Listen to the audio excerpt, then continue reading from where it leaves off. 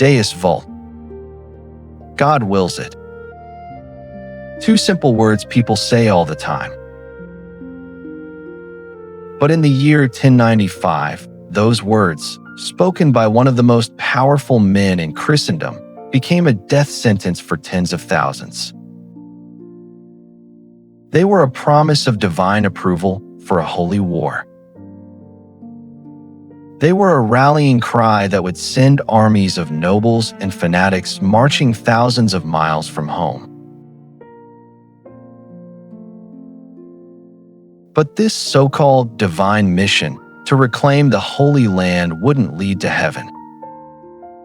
It would unleash hell on earth, ending in an act of savagery so complete, the streets of Jerusalem itself were said to run red with blood. Sit back as I take you on a journey through faith, blood, and destiny into a war born from a single call. A call that would echo through kingdoms, unite nations beneath the banner of the cross, and claim countless lives in the name of salvation. Yet from its chaos, the course of Christendom would change forever.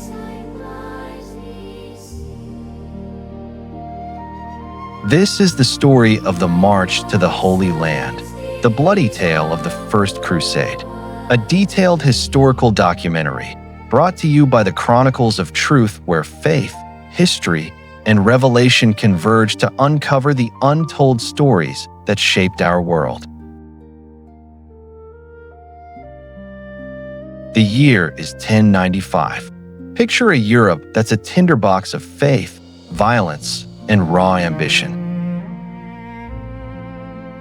For centuries, Christian pilgrims had traveled to Jerusalem, the very center of their spiritual world. But now, a new power, the Seljuk Turks, was on the rise. They didn't just threaten the pilgrims, they were threatening the existence of the ancient Byzantine Empire. In a moment of desperation, the Byzantine Emperor Alexios I Komnenos sent a plea to the West, begging for military aid against the Turks. That plea landed in the ears of Pope Urban II.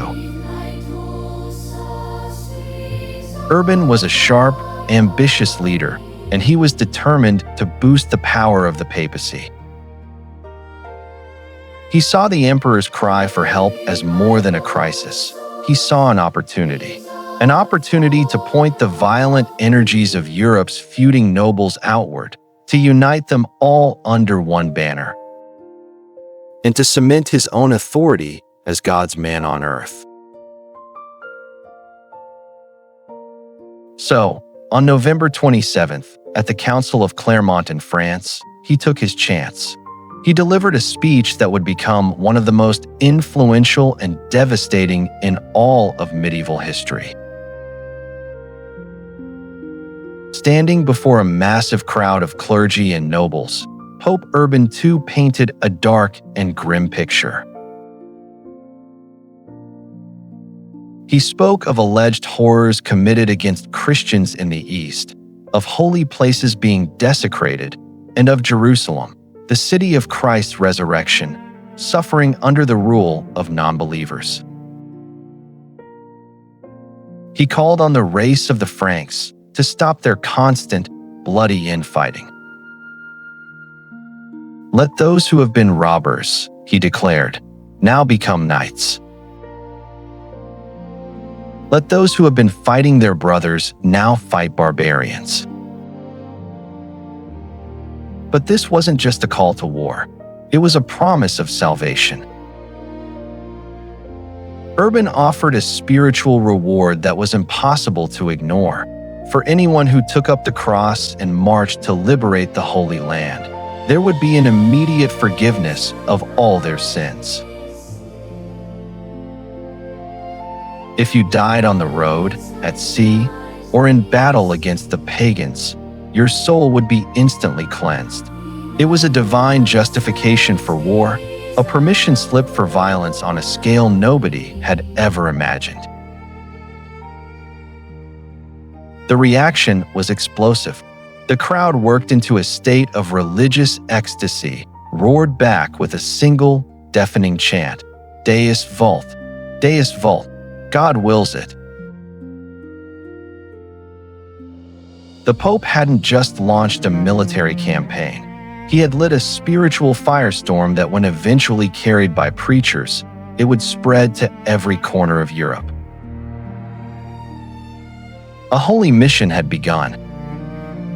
The Pope's call was meant for the trained knights and warriors of Europe, but his message reached far more people than he ever intended. The first to answer weren't the great lords, but the common folk.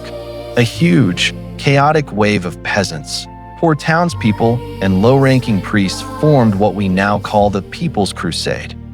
Led by charismatic figures like Peter the Hermit, this disorganized mob was fueled by pure, unfiltered zeal. They had almost no training, very few supplies, and no real leadership. Their religious fervor was off the charts. It boiled over into a dreadful violence long before they got anywhere near the Holy Land. As they marched across Europe, some of these groups turned on their Jewish neighbors, carrying out brutal massacres in the Rhineland. Convinced they were doing God's work, they slaughtered thousands of so-called infidels at home before they even laid eyes on their supposed enemy abroad. This first wave was a total disaster. When the People's Crusade finally made it into Anatolia, the territory of the Seljuk Turks, they were completely unprepared for the disciplined, battle-hardened army waiting for them.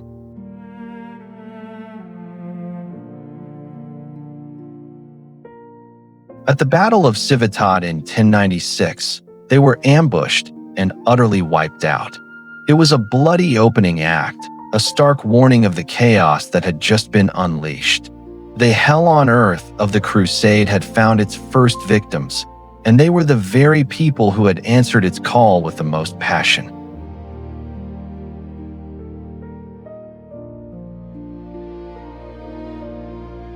While the People's Crusade was meeting its tragic end, the real armies of the First Crusade were just getting started. These were the forces the Pope had actually wanted, the great lords and knights of Europe, leading disciplined armies of professional soldiers.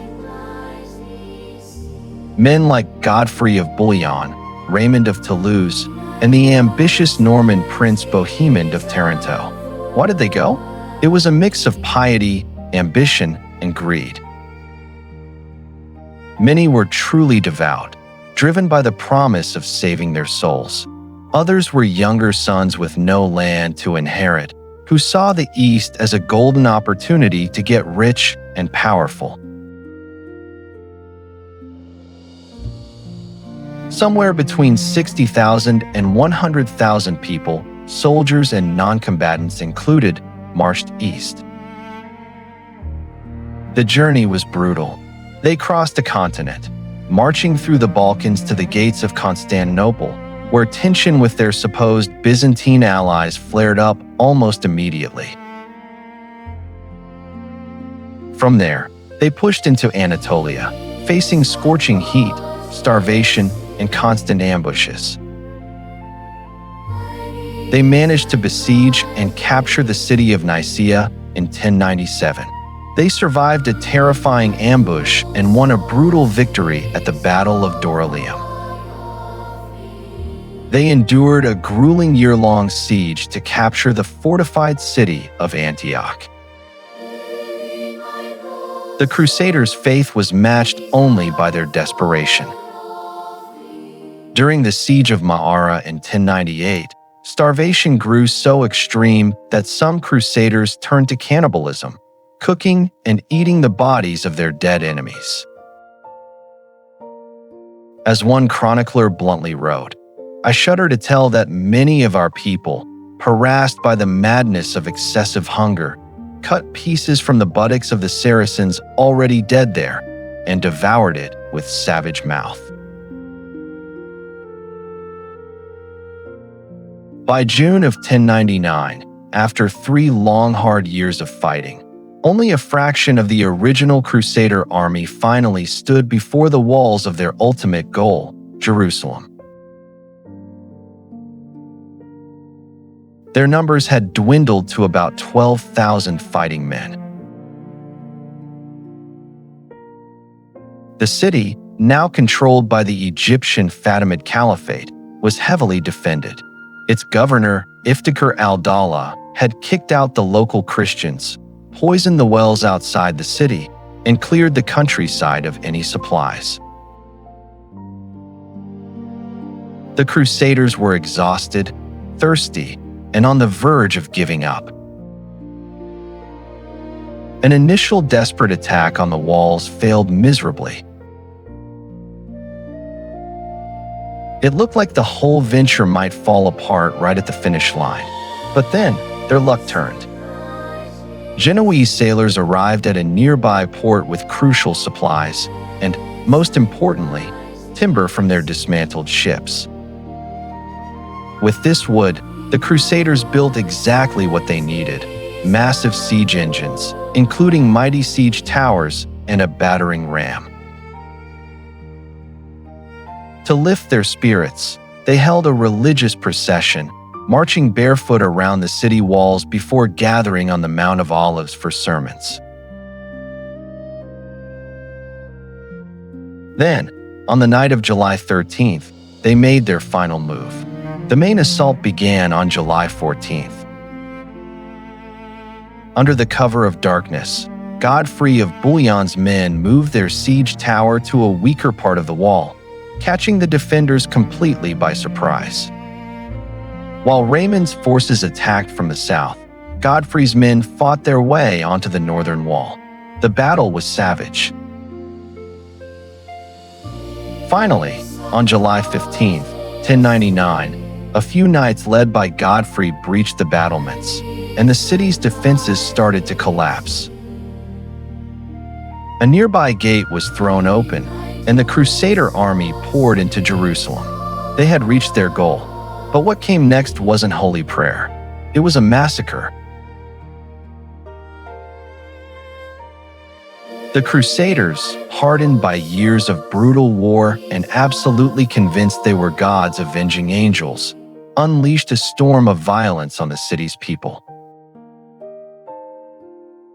Contemporary accounts describe soldiers wading through streets that were literally ankle-deep in blood. They slaughtered thousands of the city's Muslim and Jewish residents without mercy: men, women, and children. Jews who had taken shelter in their main synagogue were said to be burned alive when the Crusaders set it on fire. Muslims who ran to the Al-Aqsa Mosque for safety were cut down where they stood. The killing was systematic and merciless. One anonymous chronicler, who was there, boasted that in the area of the Temple Mount, the slaughter was so great that his men rode in blood up to their knees. After the killing, the city was looted. Holy sites like the Dome of the Rock were stripped of their wealth and turned into Christian shrines. The divine mission was complete. Jerusalem was back in Christian hands. Godfrey of Bouillon was chosen as its first ruler, though he refused to be called king in the city where Christ had died. Instead, he took the title Defender of the Holy Sepulchre.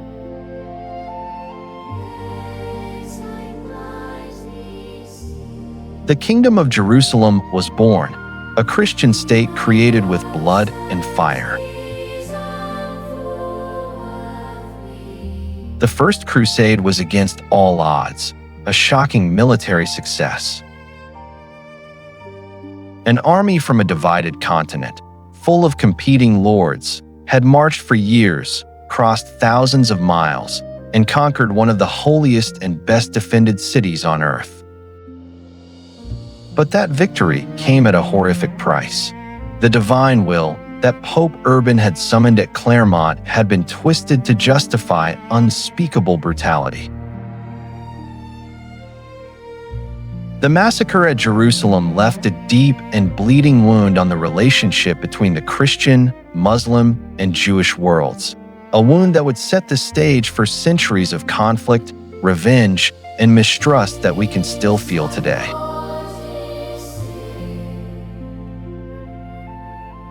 Those two words, Deus Vult, proved to be some of the most powerful ever spoken. They moved nations, they promised salvation, and they inspired unbelievable acts of endurance. But they also unleashed a genuine hell on earth, showing that the most terrible acts of violence are often committed by people who believe, without a single doubt, that God is on their side. If you found this narration into the dark side of the Holy War compelling, make sure to hit that like button and subscribe to the channel The Chronicles of Truth, where we reveal the hidden truths behind faith's greatest stories. Let us know in the comments what faith-based historical events you think we should tackle next. Thanks for watching.